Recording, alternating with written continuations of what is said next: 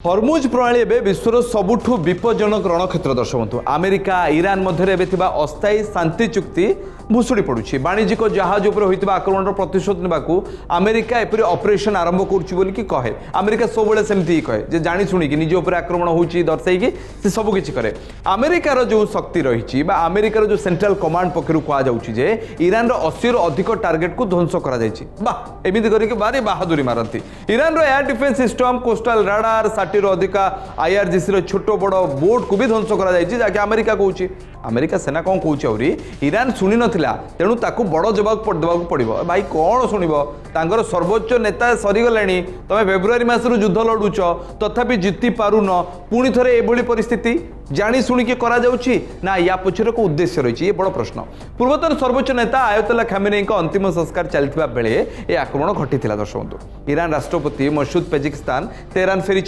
Iran या खोला आक्रमण और चुक्तिर उल्लंघन बोली दर्शाऊँ संसद बाचस्पति सांसद जो बाचस्पति मोहम्मद बागेर गलाफी चेतावनी देइछन्ति ईरान केबे भी नइब नाही यार कड़ा जवाब देबो ठीक कथा फेब्रुआरी 28 एबे जाय लड़ुची से अस्तित्व पाई लड़ुची अस्तित्व पाई संघर्ष करुची संकट एठारे सरीनी दर्शक बंधु अमेरिका ईरान उपरे तैल निषेधादेश को पुनर्बार कड़ाकड़ी करिछि विश्वर जेते अर्थनीति हरमुज प्रणाली उपरे रहे और हरमुज तार जीवन रेखा जदि युद्ध आहुरी गंभीर हुए यार प्रभाव अमेरिका उपरे केवल पड़िबनी सारा विश्वर तैल बजार उपरे पड़िबो भारत उपरे यार बड़ दरंड पड़िबो आ पड़ुची मध्य तेल दर बढ़ी बढ़ी 112 टंका हेलानी लिटर पिछा आगामी किछि घंटा ए दिन सारा विश्व पे अत्यंत गुरुत्वपूर्ण कूटनैतिक आलोचना किंबा एक बड़ युद्ध इतिहास केउ मोड़ नेब ता उपरे सारा विश्वर नजर रही ये स्थिति सुधुरी जीव बोली कि जो आशा करा जाउथुला एबे जाय सुधुरुनी अमेरिका ईरान मध्य चलता जो संघर्षर सीमा पार करथिबा बेले एक भयानक संकेत आड़कू दे गति करुछि यार जवाब रे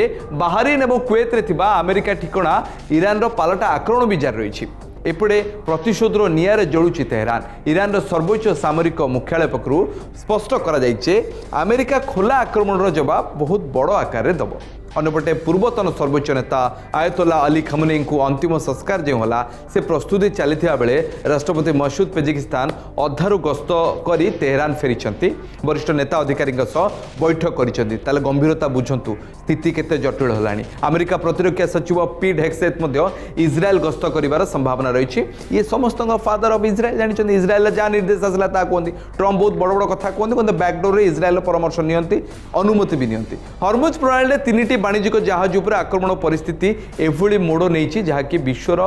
शक्ति संकट को आहुरी बढ़ाई देछि एही युद्ध केउठारे शेष हेबो प्रति मुहूर्त रे कौन स्थिति हेबो एवं आगामी दिन में युद्ध सरिबो ना एमिति रहिबो आ हरमुज सबुदिन पई बंद हो जीवन तो ये आशा आशंका सबुदिन लगी रोचे आ शुक्रवार शनिवार आसिले ये समस्या टिके अधिका बढ़ुची कारण ट्रम्प अंकल को मन इच्छा कारबार जितेबाला जहाँ चाहिए ता से करती युद्ध 2000 किलोमीटर दूर होउछि किंतु भारत हृदस्पंदन बढ़ुची कारण हरमुज जदि बंद हुए भारत को तेल